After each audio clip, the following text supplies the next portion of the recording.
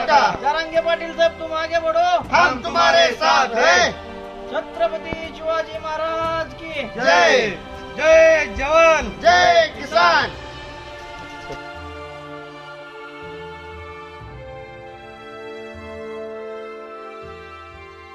मी अमोल जाधव गेले 8 महिने झालं मनोज जरांगे पाटलांनी विविध शासनाकडे मागण्या केल्या।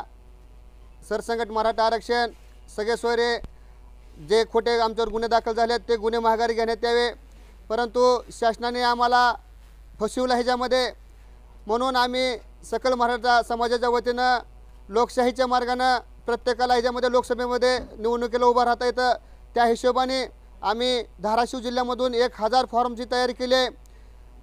परंतु ही तयारी करत असताना आमच्याकडं आर्थिक बाजूची कमतरता होती, त्याच्यामुळं काहीतरी पर्याय काढावा लागेल म्हणून आम्ही घरातलं जे सोयाबीन होतं ते सोयाबीन आम्ही विक्रीसाठी नेलं, परंतु ह्या मार्केटमध्ये सोयाबीनला 4500-600 रुपये भाव असल्यामुळं सोयाबीन विकून परवडत नाही।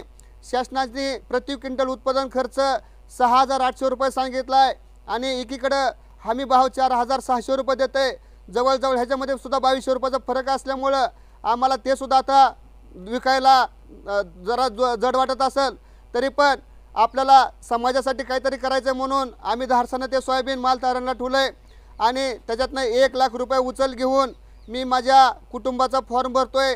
कारण आम्हाला 1000चं टार्गेट करायचं असल्यामुळं मी आई वडील बायको ह्यांचं 4 फॉर्म भरतो आहे, त्यासाठी मी 1 लाख रुपये उचल घेऊन हे फॉर्मची तयारी करतो आहे।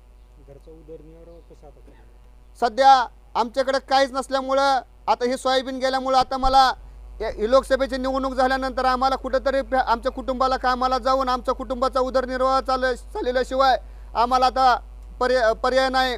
आणि माननीय जरांगे पाटलांची 24 तारखेला बैठक आहे, त्या बैठकीमध्ये आणखीन काय निर्णय येतात ते बघू।